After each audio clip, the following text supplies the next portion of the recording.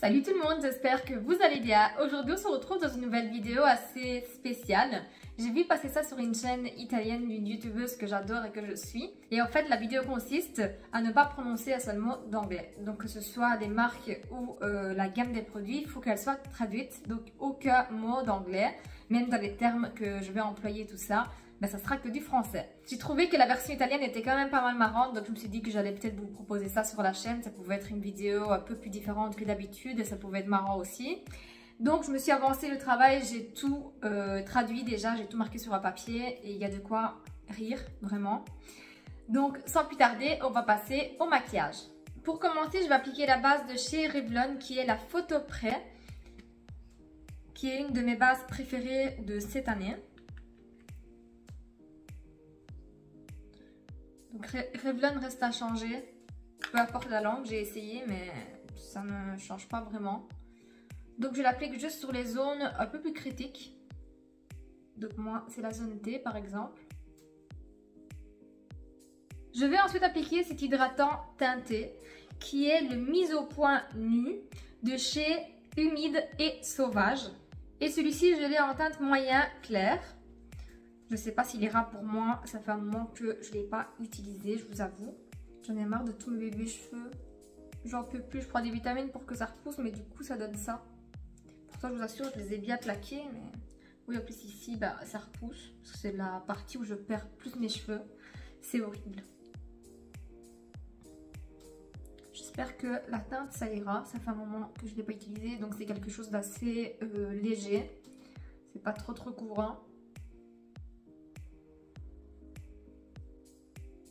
Pour le moment, j'ai pas mal de petites imperfections. Je prends des cachets qui me donnent encore une fois des réactions. Désolée, j'ai dû couper parce qu'aujourd'hui, je sais pas ce qu'il a mon trépied, mais il ne veut pas garder mon téléphone sur lui. Il glisse. Donc là, j'ai enlevé la coque et on va voir ce que ça donne. Donc je me permets d'en appliquer un peu plus parce que je sais que l'éponge va boire, vu que c'est un produit qui est assez liquide. Et que voilà, ça va bien se répartir sur la peau et j'en ai besoin. Donc la teinte, ça m'a l'air d'aller. En fait, elle s'oxyde un tout petit peu une fois appliquée. Ensuite, je vais appliquer un mix de ces deux teintes de correcteur qui est le Plus qu'un correcteur infaillible de chez L'Oréal. Moi, j'ai la teinte 321 café au lait et 324 avoine. Je vais faire un mix des deux parce que celle-ci est trop foncée et celle-ci est trop claire. Je m'étais trompée à l'époque et j'essaie de le terminer en faisant un mix des deux et ça marche plutôt bien. Vu que j'ai mis un fond de teint qui n'est pas trop couvrant et celui-ci est vraiment bien couvrant, je ne vais pas exagérer. Donc, je trouve que ces concealers, je trouve que ces correcteurs, ils sont vraiment top. Là, je me réjouis de les terminer pour pouvoir tester la nouvelle formule. Apparemment, ils ont fait une nouvelle formule qui est un peu plus hydratante. Donc, j'ai vraiment hâte de garder la couvrance alors que je n'en ai pas mis beaucoup. Je viens ensuite poudrer avec cette poudre de chez Essence qui est la Tout Sur Matte. Pour de poudrer, je viens un petit peu restomper pour relever de mes ridules. Et je viens en prendre un petit peu avec mon pinceau et je viens en appliquer légèrement. Franchement, il n'en faut pas beaucoup de cette poudre. Elle est vraiment très valable. Et je viens faire pareil au-dessus de la paupière. Et je poudre le reste de mon visage avec un plus gros pinceau. En fait, j'étais en train de regarder ma caméra, je me dis c'est bizarre, il y a de la luminosité d'un côté mais pas de l'autre. Mais en fait, c'est parce que de l'autre côté, je n'ai pas allumé la lampe. J'arrive. C'est un peu mieux quand même, un peu moins sombre. Je vais recoiffer un petit peu mes sourcils du coup pour enlever tout ce qui est poudre, etc. Et je vais faire mes sourcils avec ce petit produit de chez Essence qui est une nouvelle découverte que j'adore. Qui est le sourcil comme un patron que j'ai en teinte brosse cendrée, si je ne me trompe pas, là il ne fait pas marqué dessus mais c'est brosse cendrée et il est imperméable à l'eau. Du coup je vais venir les faire hors caméra pour pas que la vidéo dure 3 heures et je reviens juste après. Voilà, les sourcils sont faits, comme vous pouvez le voir j'ai une petite repousse assez dégueulasse. Il faut que j'aille à l'esthéticienne mais j'attends plus ou moins les fêtes pour y aller, pour pas retourner 2 fois. En attendant j'enlève quelques poils de temps en temps. Mais voilà ce que ça donne au niveau du produit. Franchement j'aime vraiment beaucoup ce produit et encore mieux quand j'ai une belle forme de sourcils. Et ce qui est bien, c'est qu'il vient vraiment figer également, donc vous n'avez pas besoin de rappliquer du gel à sourcils par-dessus. Ensuite, je vais appliquer la potion de base pour fard à paupières de chez Dégradation Urbaine, qui est dans ma rotation maquillage ce mois-ci. Je suis pas fan de cette base. Enfin, je suis pas fan de comment elle s'applique, mais ça vous le savez déjà, je vous l'ai déjà dit. Déjà au pinceau, je trouve qu'elle s'applique dégueulasse. Donc je l'applique un peu avec les doigts. Parce qu'en fait, ça vient déplacer toute la matière que vous avez mis juste avant. Donc soit vous en mettez pas. Et ce qui est mieux, je dirais. Et ensuite, je viens faire le maquillage des yeux avec la palette Vilaine de chez Huda Beauté. Ça fait un moment que je ne l'ai pas utilisée, celle-ci. Et elle est trop belle.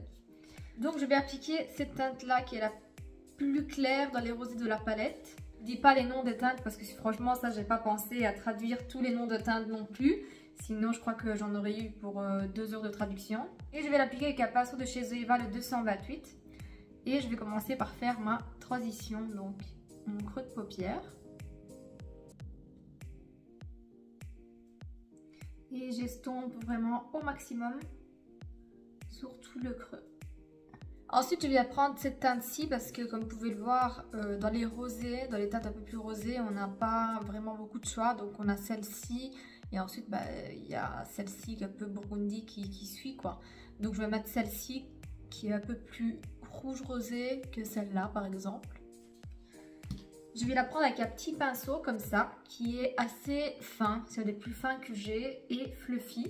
D'ailleurs je recherche des autres pinceaux comme ceci mais encore plus fins et un peu plus longs qui sont parfaits pour le ras de cils en fait, pour les personnes qui n'ont pas envie d'avoir un trop gros ou un truc trop fin pour venir bien estomper. Je trouve que c'est la bonne forme. J'ai vu ça dans une vidéo aussi et je me disais que c'était sympa comme pinceau, donc je vais essayer de le retrouver. Donc j'y vais tout doucement parce que je ne sais plus s'il est bien pigmenté celui-là ou pas. Et donc je vais l'appliquer en coin externe. Super jolie la teinte. Je vais essayer de pas trop l'intensifier pour que ça reste un peu plus rosé et moins bordeaux. Je viens mettre légèrement mon pinceau en biais en fait pour avoir déjà ma forme. Et tout doucement j'estompe vers l'intérieur. Et je reste bien sur le coin externe. Et on estompe bien sûr tout le pourtour du coin externe. Je suis un peu venue swatcher les teintes que j'avais envie de mettre et de voir. Donc je vais venir appliquer celle-ci, qui est le petit fard un peu marbré ici. C'est trop beau. Je vais prendre un pinceau éponge, qui est sympa pour appliquer certaines textures. Et en fait je vais l'appliquer juste après le coin externe. C'est quand même une teinte assez foncée, je me dis que je vais rester quand même en coin externe. Enfin, je vais essayer avec un pinceau tout à fait normal, voir ce que ça donne. Ah oui, il se prélève bien avec un pinceau normal aussi, donc je vais appliquer avec un tout petit pinceau pour rester assez précise. J'adore cette teinte, franchement. Vous me croyez si je vous dis que je ne l'ai jamais swatchée cette teinte? Elle ne m'a jamais trop attirée, et là je me suis dit je vais voir un petit peu ce qu'il y a là dans le bide. Et franchement elle est vraiment belle. Je crois que je vais limite revenir par-dessus, un peu sur mon coin externe. Parce qu'en fait elle est un tout petit peu plus foncée. Oui, je vais revenir par-dessus. Je vous ai pas dit, mais juste avant je suis revenue avec la teinte la plus foncée en ras de cils aussi. Et donc maintenant, qu'est-ce que je vais mettre? Qu'est-ce que je vais bien pouvoir mettre? Je vais peut-être mettre la teinte qui est juste à côté. Et je vais l'appliquer au milieu de la paupière. Je vais le prendre au doigt, allez, pour avoir quelque chose d'un peu plus pigmenté. C'est parce que j'avais peur pour les chutes en fait. Il n'est pas fort pigmenté en fait. Et ensuite en coin interne, je vais venir appliquer cette teinte là, donc le doré le plus clair de la palette ou celle-ci, je ne sais plus sur lequel je vais swatcher et voir, pour donner un coup de lumière. Donc je vais venir appliquer celui-ci qui est beaucoup plus lumineux que le deuxième, ça c'était un autre truc qui n'a rien à voir. Et je vais venir appliquer celui-là. Donc je vais l'appliquer toujours avec mon pinceau du coup. Pour être plus précise vu que c'est le coin interne. Donc il vaut mieux l'appliquer par tapotement, bien presser le pigment. Et je l'amène un peu dans le coin interne. Ensuite, je vais venir terminer le look avec mon surligneur et mon mascara. Donc mon surligneur, c'est le doublure d'encre épique de chez NYX Maquillage Professionnel. Et le mascara, c'est le Haut Ciel de chez Maybelline. Donc j'applique ça et je reviens juste après. Donc voilà pour les yeux. Je suis venue également appliquer un crayon noir de chez Sephora.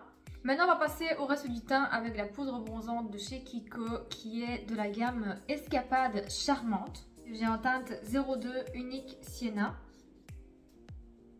Et j'aime trop cette poudre bronzante. Elle est ultra naturelle, elle se fond tellement bien avec la peau. Et le fini, il est limite crémeux en fait. On a l'impression que c'est un peu crème alors que non, c'est de la poudre. C'est pas la plus haute des pigmentations, mais moi c'est bien parce qu'on peut venir vraiment donner l'intensité qu'on veut. Vous voyez là, j'en ai quand même pas mal prélevé. Et j'aurais fait ça avec un autre bronzer, ça aurait pas été possible. Je reprends un petit peu et je viens d'appliquer sur ces parties-là de mon visage.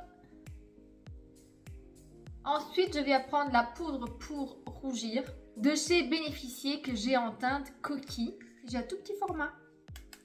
Là, je pense que j'ai exagéré. Donc, je viens le partager sur les deux. Chaque fois, j'oublie que ces petits fards à rougir sont aussi pigmentés. Oh, je vous jure, c'est dur. Cette partie-là, en fait, c'est la plus dure. Il y a des termes, en fait, qu'on a intégrés dans dans mon quotidien, moi. Et j'ai du mal vraiment à ne pas les prononcer. En fait, je suis vite déstabilisée une fois que je peux pas les dire. Et je dois remplacer, du coup, les mots. Voilà pour la poudre à rougir. Ensuite, je vais appliquer l'enlumineur de chez Anastasia.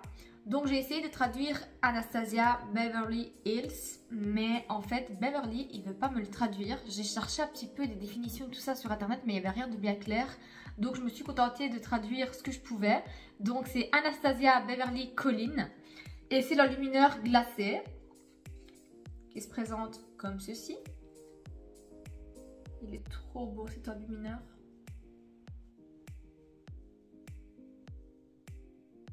Vous voyez l'effet qu'il donne assez naturel. Et on peut bien sûr l'intensifier. Ça c'est comme vous voulez. Moi je trouve qu'en été il est encore plus beau sur une peau plus mate et plus bronzée. Et en plus si vous appliquez ça avec un petit préfixateur, ah mais mon ventre. Ah oui, on va les manger, promis. Je termine, on va les manger, promis. Donc voilà, c'est très naturel au niveau du fini. Je veux pas quelque chose de trop intense. Je vais ensuite appliquer un crayon à lèvres de chez Maison Laboratoire, qui est la marque de Dame Gaïa.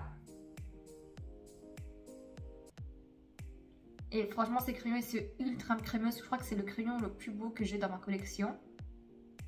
En fait, quand je vais mettre mon crayon à lèvres, je viens ici et je viens tirer comme une ligne droite pour créer un effet un peu plus repulpé. Et ensuite, si vous voulez une bouche un peu plus volumineuse, je vous conseille vraiment de venir un peu déborder au début. Quand je vous dis un peu, c'est pas... Enfin, vous avez compris. Un tout petit peu.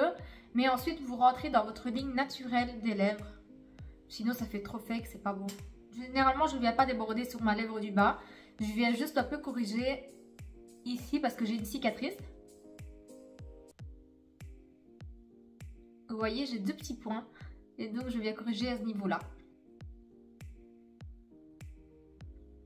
Et ensuite, je viens mettre un rouge à lèvres de chez MAC en teinte Nounours en velours, qui est un de mes préférés de chez MAC.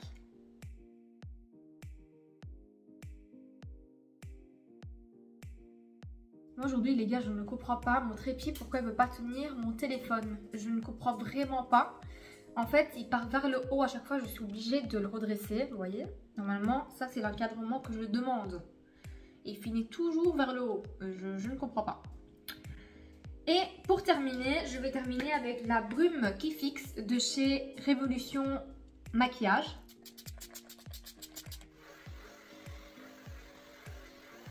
Donc voilà, le maquillage terminé. N'hésitez pas à me dire en commentaire ce que vous en pensez. En tout cas, niveau français, anglais, je crois que je me suis quand même pas mal débrouillée. Et c'est assez marrant de voir la traduction de certaines marques et de certaines collections, ce que ça donne en français. Et j'avoue que des fois, ça veut rien dire du tout. Et mon préféré, je dois dire que c'est quand même Dégradation urbaine. Ça, c'était vraiment le must de la vidéo. Donc j'espère que cette petite vidéo un peu différente vous aura plu. J'ai créé un petit look un peu moins nude que d'habitude. Donc j'espère que ça vous fera plaisir aussi d'avoir un petit peu de couleurs un peu différentes. Bon, j'avoue que c'est pas un truc de fou non plus, mais pour moi qui ne porte jamais de couleur, je trouve que c'est... voilà, ça me change. Et pour la palette, franchement, ça faisait un moment que je ne l'avais pas utilisée. Et j'ai envie de dire une chose, c'est que les teintes sont belles, mais c'est... deux teintes là, donc celle-ci et celle-là, franchement c'est une catastrophe au niveau de l'application. Vous avez beaucoup de chutes, donc n'hésitez pas à faire votre teint après avoir fait les yeux parce que vous allez en avoir même quand vous appliquez le liner et le mascara. Mais sinon au niveau des couleurs, elle est vraiment très belle. Donc si la vidéo vous a plu, n'oubliez pas de lâcher votre meilleur like, un commentaire qui fait toujours plaisir et vous abonner à la chaîne si ce n'est pas encore fait. N'oubliez pas également de me suivre sur Instagram, TikTok, Vinted que je vous laisse en barre d'infos comme d'habitude. Et en attendant une prochaine vidéo, je vous fais de gros bisous et je vous dis à très vite. Ciao ciao!